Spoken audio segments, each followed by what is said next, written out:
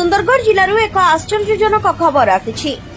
राजगांगपुर नगरपालिका अंचल कुंडपाड़ा अंचल जन्मदिन उपलक्षे एक घरे हिंदू परिवार को बाइबल पढ़ी धर्म प्रार्थना करा जाई धर्मांतकरण करने प्रयास होता अभियोग होईछि।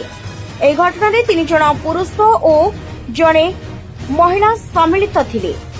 सेमाने बाइबल और धर्म प्रचार सामग्री सहित घटनास्थल को आसिथिले।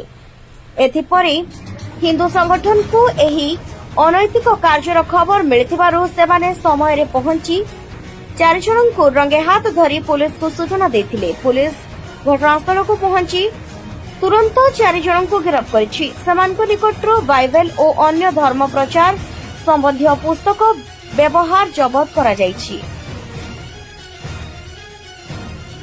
वर्तमान पुलिस सेमानक पचराउचरा करुछंती एवं एही जालरे अन्य किए अंतर्भुक्त अछंती बोली तदंत करुछंती। स्थानीय हिंदू संगठन एही घटना को गंभीर भाव में नेछंती और प्रशासन निकटरे कठोर कार्यानुष्ठान दाबी करिछंती। सेमानक कहवा अनुसार सुंदरगढ़ जिले में वर्ष धरी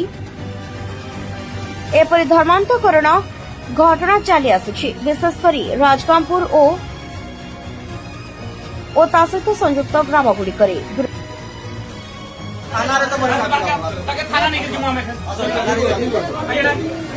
तोरे